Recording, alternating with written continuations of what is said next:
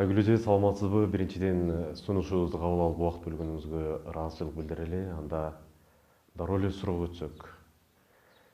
Мына соңку жылдары сиз оор сыноолорду, чоң бир жоготууларды башыңыздардан өткөрдүңүздөр.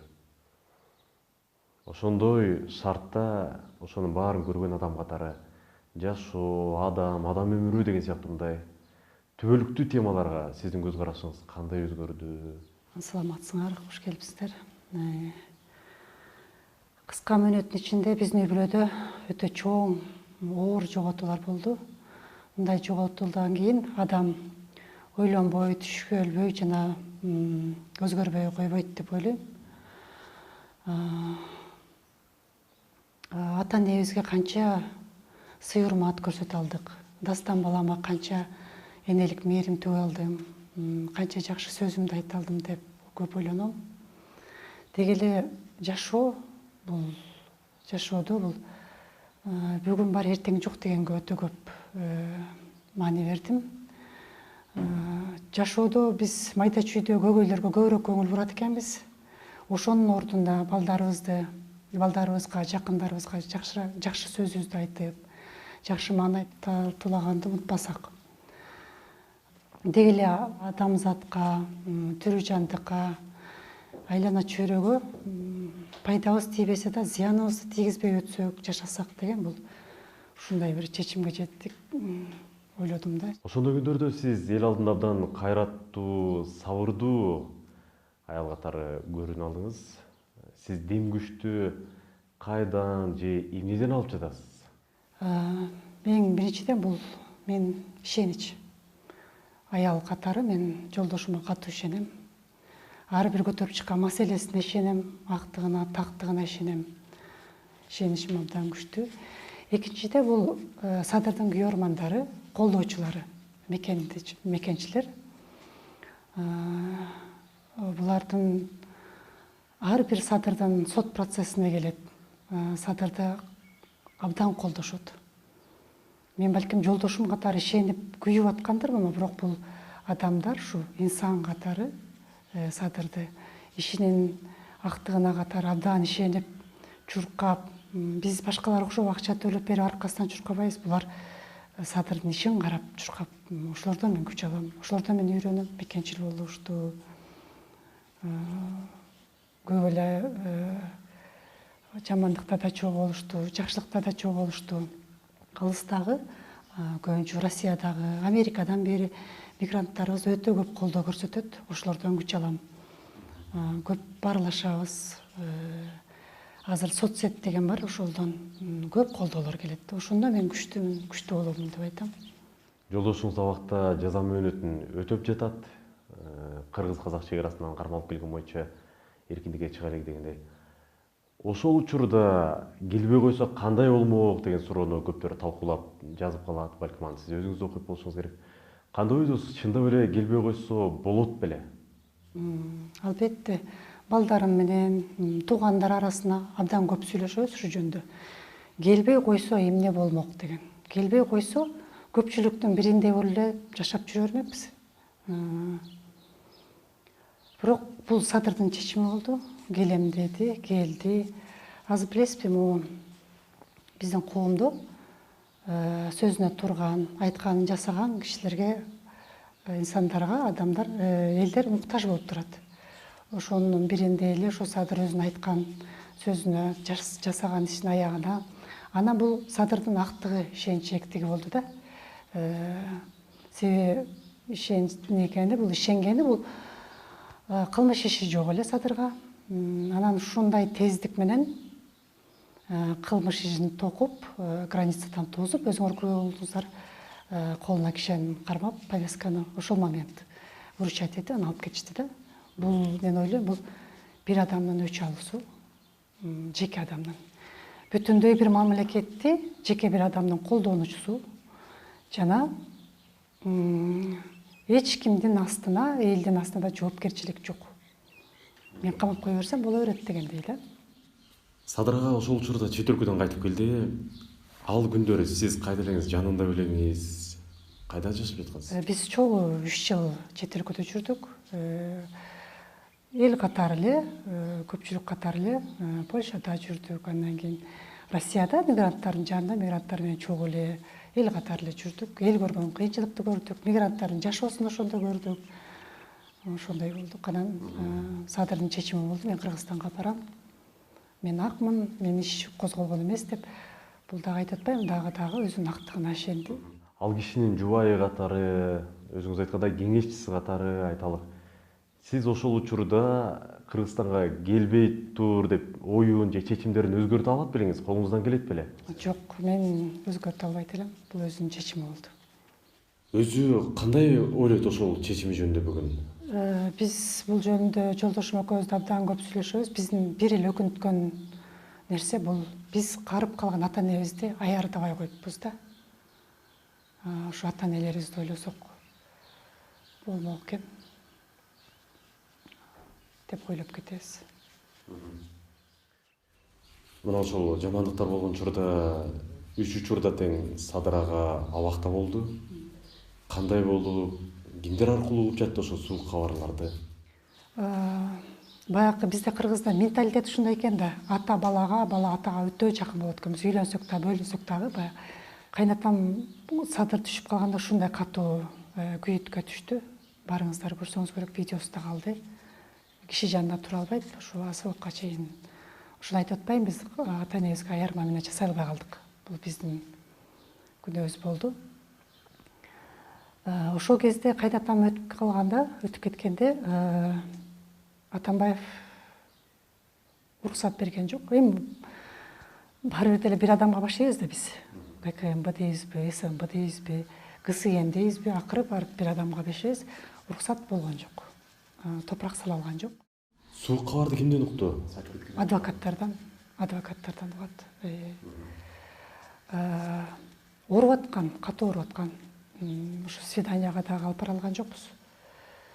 Сот процесстерине да бара алган жокпуз. Ушу атам тездик менен эметип кетти да, бир күйүт экен. Азыр ойлосом күйүтү, кыргызча айтканда күйүтү, ичке түшүп кетет экен, депрессия состояние. Кайненемдики, энебиздики бул узакка оору болду. Баласы чыкпай атса, отуруп турса да тилене берди да. Тилене берип акыры топурак буйрду. Садыр барды, топурак салды, топурак салганга жетишти. Мен ойлойм, ушу адамга деле убактылуу бир мүмкүнчүлүк берилет да. Ошо айкөлдүк кирет, марттык кирет да. Ошону биз колдоно билишибиз керек. Даже согуш болуп атканда айтып атышты, согуш болуп атканда согушту токтотуп, каза болгон солдаттарды, жөкөрлерди койгонго уруксат беришкен да. Ушундай болду. Бала жоготу бул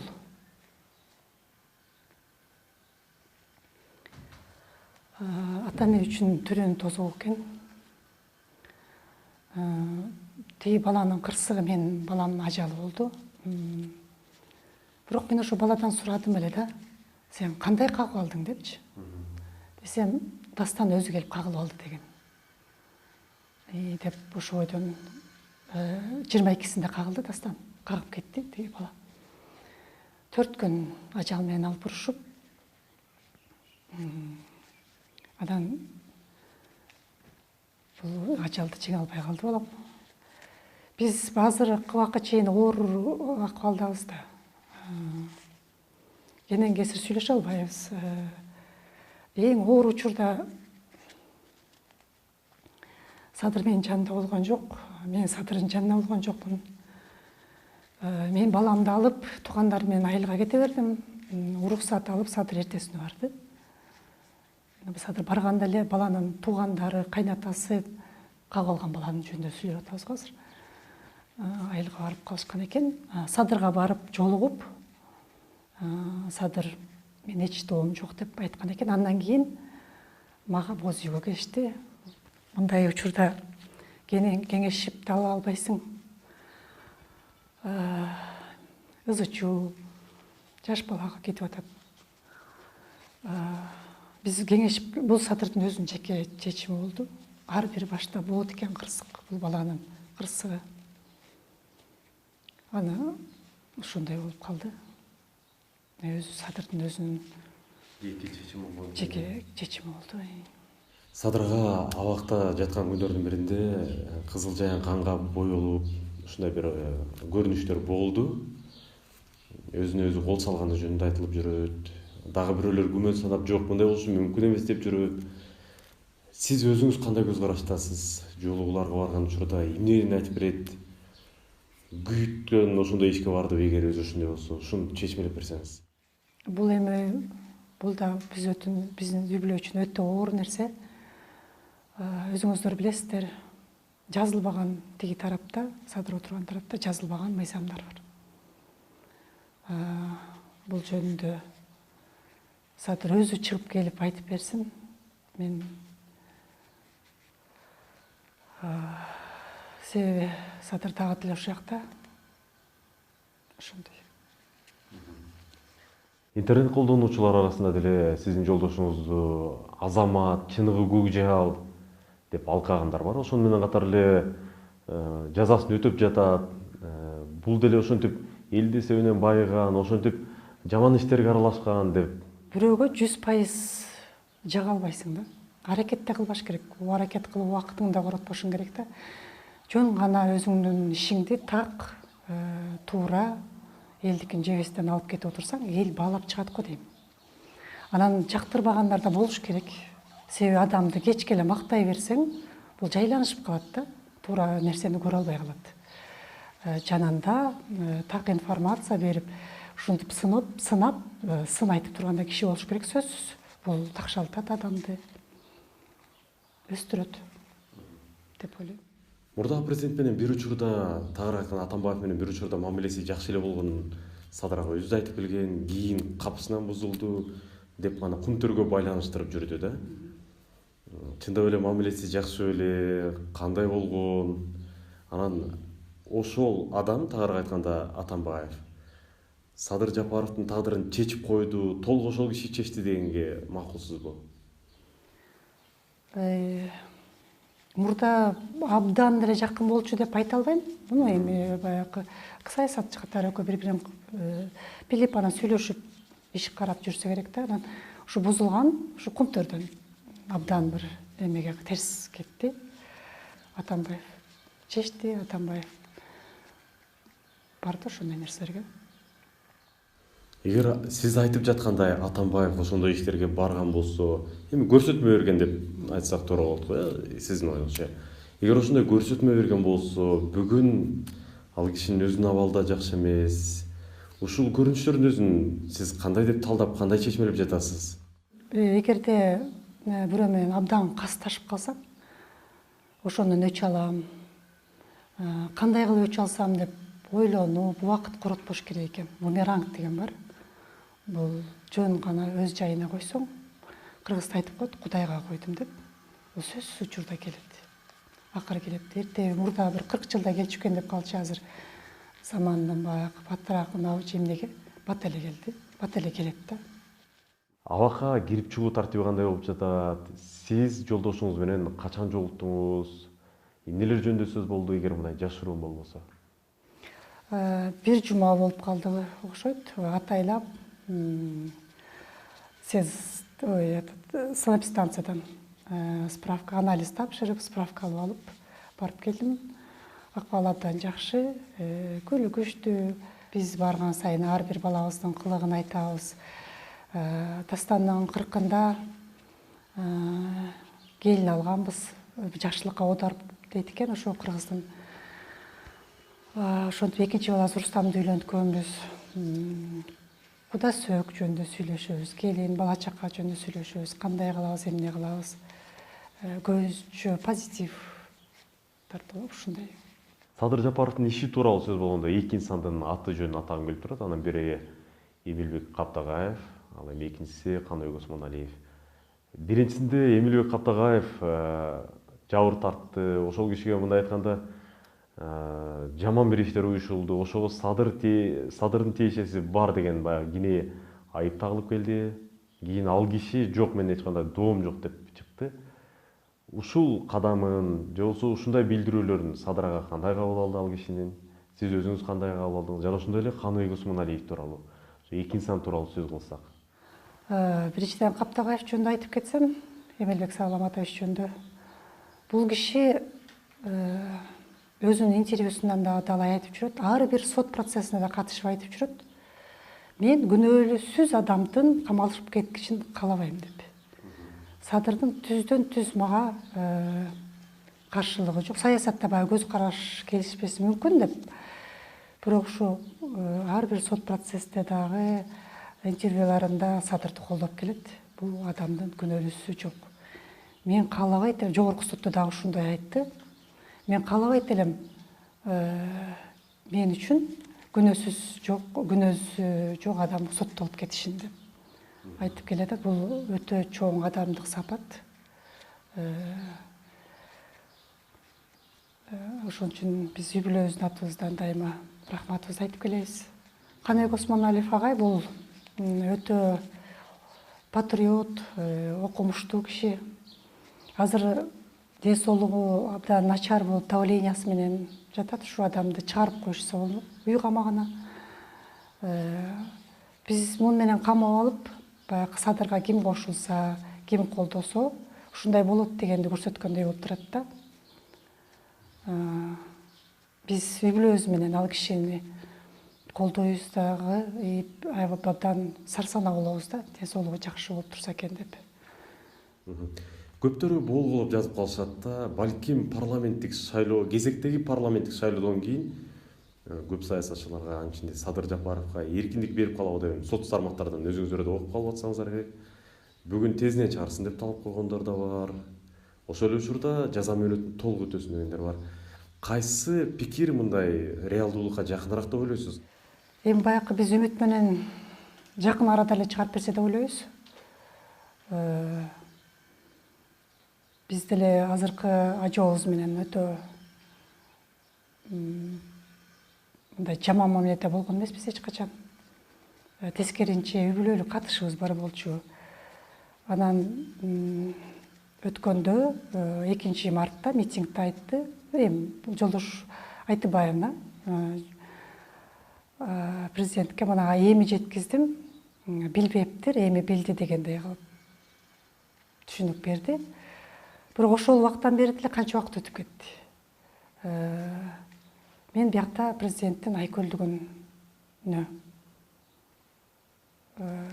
күттүк, дагы деле күтүп атабыз.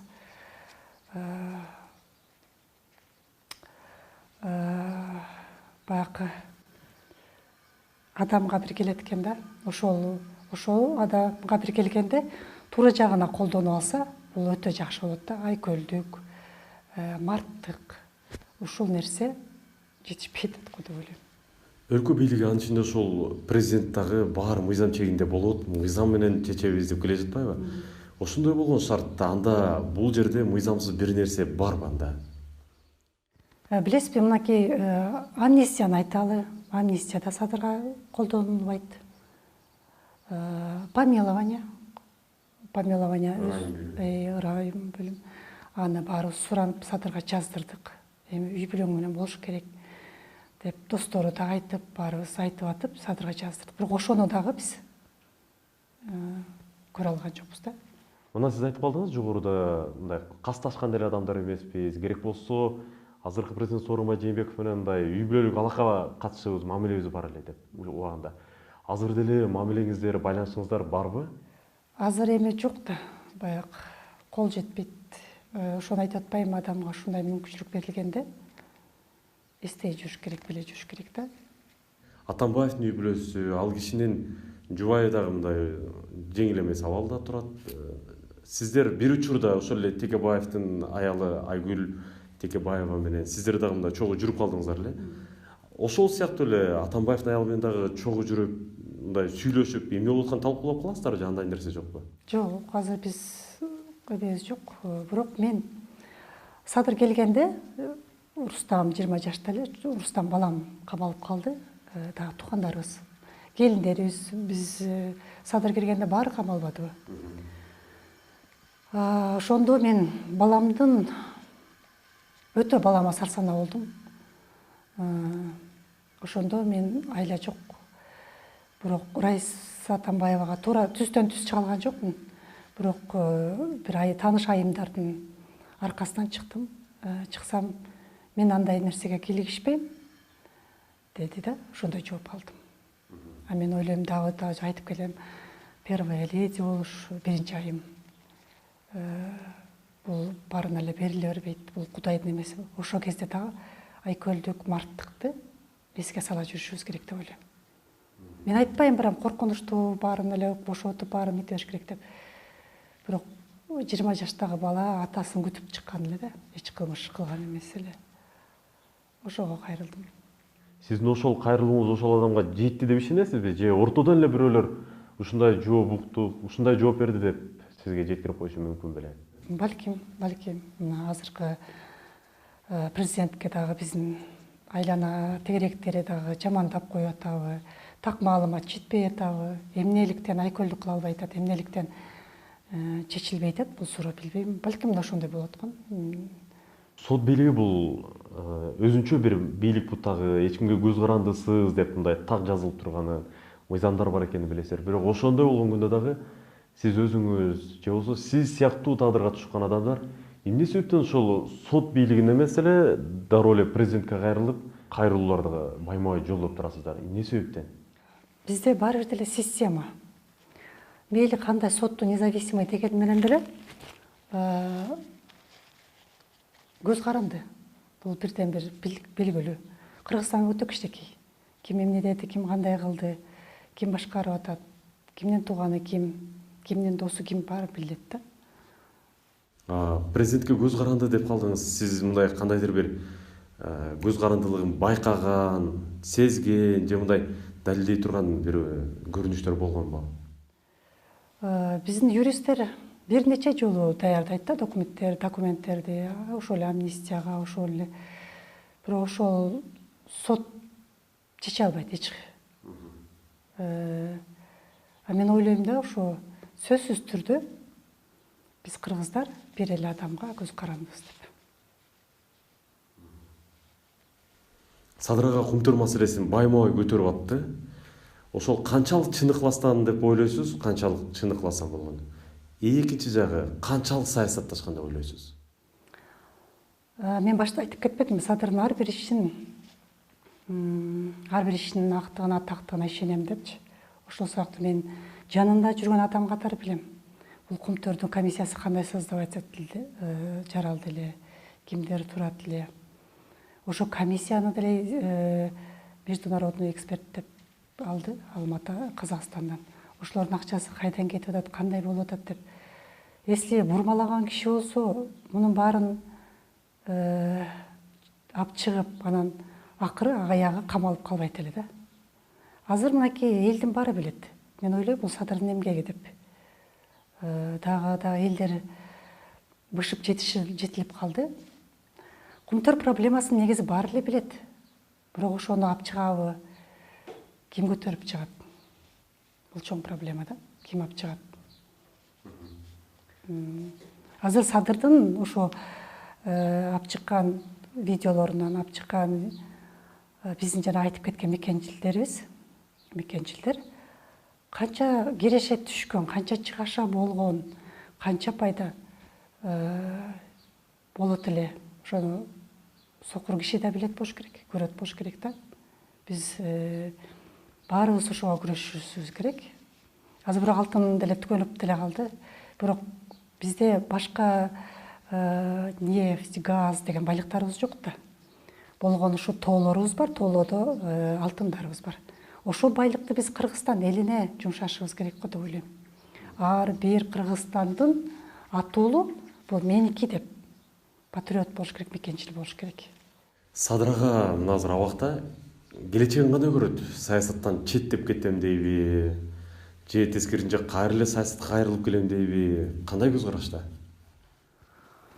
Муну эми Садыр байкең өзү жооп берсе, буюрса, өзү жооп берип калса деп ойлойм да. Себеби мен аял киши катары ойлойм, Садыр бизге эле көңүл бурса, бизге эле жашоосуна арнаса депчи. Себеби буга чейин көп нерсе маселелерди көтөрдү. башынан канча деген азаптар өттү. Ошондой. Негизи мындай сиз менен ой бөлүшкөнүнө карап кандай жыйынтык чыгарасыз? Оюнан кайтып саясаттан четтейин деген ойдо турабы? Же тескерисинче мурункусундай эле дагы деле кайнап эле дагы деле саясат дейби, эмне дейбит? Биз ошо өтө балам кеткенде көп ойлондук. Мен эми өзүмдүн жеке оюмду айткым келет да. Садырга мен так кетет же кетпейт деп айта албайм. Бирок мен ошо кетсе калган жашоосун бизге эле арнаса, биз менен эле болсо деп ойлойм да. Элге салды, эл жетишинче баалады. Дагы мындан да жакшы баалап, мындан дагы барктап алса болбок, бирок андай болбойт экен. Ошон үчүн ойлойм. Эл катары эле, аял катары ойлойм. Баласын жоготкон аял катары айтам. Бизде эле болсо депчи, бизде эле болсо, эл катары эле жүрсө деп. Садыр Жапаров Кыргызстанга кайтып келер алдында социалдык тармактардан ичинде Facebook'та колдоондор абдан катары калың болгонун, алар канаттууга кактырбай тосуп ала тургандыгын, ушунун баарын жазып атышат. Ошого ишенип келип алды, иш жүзүндө андай болбой калды дейт да. Садырдын колдоочулары азыр деле көп. Бул колдоочулар болгондо бул карапайым элден айланса болот, дагы деле колдоп келатышат, себеби Садырдын ишин билишет. Анан мен ошо элге ишенип алып деле келип алды деп айтпайт элем да. Бул Садыр билет эмнеге келатканын, кандай келатканын. Мен айтып атпайм, кайра деле ошо өзүнүн ишинин актыгына ишенет. Бул мекенди тоноп же бирдеме кылып, баягы коррупция боюнча иш козголуп чыгып кетип атканда кармалган жок. Бул тескеринче актыгынан мекенине кирип келатканда кармалып атат да. Бир учурда каркыра маселесине ушул киши түздөн түз аралашкан, сатып жиберген деген дагы айыптоолор жүрдү. Кийин ал ойдон мындай кайткандар да болду окшойт. Ушул маселе Садыр ага өзүнө кандай тийди, кандай таразалады элдин ушундай баасын? Мен Садыр менен чогуу жашаган адам катары бул Садырдын көрөгөчтүгүн аябай абдан байлайм да. Көрөгөч бул 10-15 жылдан мурдакысын көрөт да. Мага көп айтар эле да. Граница бул чоң проблема болот. 4-5 комната салып, үй салып, ошака местный населенияны жайгаштырышыбыз керек деп. Алар границаны да кайтаруучу болуп берет, бир эсептен өзүбүздүкү да болот деп көп айтар эле да. Анан ошо каркыраны сатып ийген деген бул эми таптакыр туура эмес. Тескеринче ошо 3-чү созывдун депутаттарын баарын чакырып, биздин каркыра мону жактан башталат, чек буяктан деп чек ара проблемасын көтөрдү эле. Мынакей кече жакында эле Баткенде биздин апабыз, бир апанын үйү өртөнүп кетти, баарыңыздар көрдүк го. Ушундай бир эме менен баарыбыздын муңубуз бошоп жаман болдук. Ошо көрдүңүзбү, ошо тескеринче ошол границаны биз чек араны биз карашыбыз керек. Садыр Жапаровдун саясаттагы мындай өтө жылдыз жанган жылдар кайсы жылдар деп ойлойсуз? Мен ойлойм, Садырдын пока саясаты жылдызы жанды деп колдоочуларын кармап колдоп барып эметип турса, бул дайыма эле жанып турат го деп ойлойм да. Эч качан унутулуп өчүп калган жок. Бизде дагы деле колдоочуларыбыз көп. Өткөндө бир эки белгилүү саясатчы Садырдын күчтүү фанаттары бар деп айтып кетти да. Көп күчтүү фанаттар бар деп. Башка саясатчыларды карап көрөм, ошо мени мактап койчу, мени айтып койчу деп даже через пиар акча төлөп дагы ошондой немеге айтабайт. А биз адамдарга акча чогултуп берип ошого эметпейбиз. Бул адамдар өздөрү Садырдын тегерегинде чогулат. Дагы да ушу иши үчүн болуш керек, сөзсүз. Садыр Жапаровдун мурунку тааныштары, дос тууганы, алардын алака мамилеси кандай азыркы учурда? Мурункудай деп айта албайм, бирок Кудай кошкон достор кала берет экен. ээленип калат экен, көп эле ээленип калат экен. Бирок кол үзбөй келаткандар бар. Ошол эйлик сиздерге эмнени көрсөттү? Бизде эмнени көрсөттү, эмнени сабак алдык деп айтайын десем, бул жашоо, турмуш өзү негизи ошондой экен билгизди. Баягы Кол үзүп кеткендер болдубу? сөзсүз түрдө болот. Турмуштун абдан оор сабактары болду. Ошо эле жоготуу, көз жаш, кайгы муң деген сыяктуу эле. Бирок ошондой шартта баары эми жакшылык баары үзөңгүлөшүп жүрөт да. Сизди эмнелер кубандырат, эмнеге канааттанасыз? Биз келин алдык, бирок ошо садыр чыгып калса өзү Куданын астына барылсын деп эле, баягы кыргызча өзүбүздүн салтыбыз менен деп эле атабызды дагы эле күтүп келебиз. Камынып койгонбуз. Кудаларыбыз да ушундай алтындай кишилер экен да. Азыр келе бер, азыр мынте бер деген жок. Алар дагы биз менен чогуу кудасын күтүп атышат. Баягы илгери үмүтсүз шайтан дейт, үмүттөнүп эле дагы эле байкеңерди күтүп, чогуу бир жакшылыкка уда оор жоготуулардан кийин биз ушунча жакшылыкты баалап, ушунча жакшылыкты күтүп калдык. Ушу Кудага да өзү барсын деген ойдо карманып, ушул убакка чейин күтүп келебиз. Социалдык тармакка кечээ жакында эле сиздин уулуңуз Дастанды жоктоп, ага кусу болуп жатканыңызды жазып, кайрылуу чыгарганыңыз абдан көптөрдү ойго салып, талкуу бир топко чейин уланып жатты. Негизи тынч эле жүргөн адам катары анан эмнеден улам ушундай жазып калдыңыз? Эмне себеп болду буга? Бул бирөөнү күнөөлүүнү издейт экенсиң. Анан өзүңдү күнөөлүү сезет экенсиң.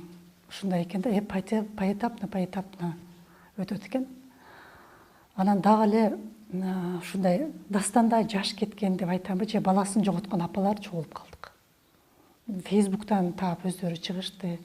Мен ошо Дастанга жазган, Дастанга болгон кайрылуумду окуп, көп апалар бар экенбиз, апасын жоготкон. Ошолор болуп биригип, анан ушундай биз окшош жарты жүрөк деп койсом туура болот да. Баягы Кыргызда жакшы сөздөр бар экен да. Садыр түрмөгө түшкөндө дагы, уулдарым түрмөгө түшкөндө дагы жер карабай жол карап тур деген. Жол карап турган бул жакшы экен, эрте эле кеч баягы үмүт менен жашай берет экенсиң.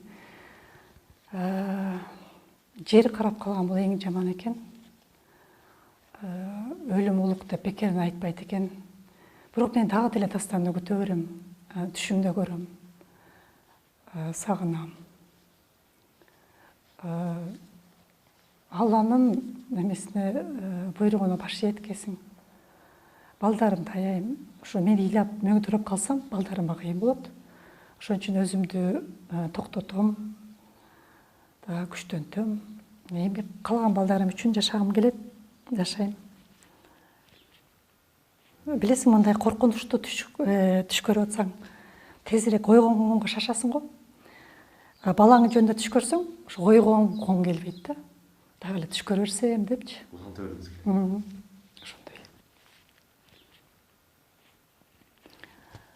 Бирок жакшы жүрөт да.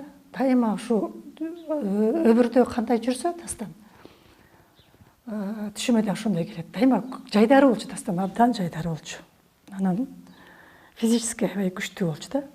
Жерден туруп эле сальто жасачы, спортто да дайыма биринчи болчу. Анан ошо ойлоп коем, Аллахым бешинен ордун берсе, дагы да шаңдуу жакшы жүрөт го депчи, үмүт кылам. Эми баарыбыз ошол жака барабыз. Бала күтүп чыгат дейт. Менин күтүп алышым бар. Анда дагы бир жолу атайын убакыт бөлүп кабыл алганыңызга ыраазычылык билдирели. Жакшылыктын кебиси үйлөнүп, сизди күткөн жакшы күндөр тезирээк келсин. Силерге да чоң рахмат. Байкең жөнүндө кабар алып койгон. Бул жакшы нерсе. Чоң рахмат силерге да.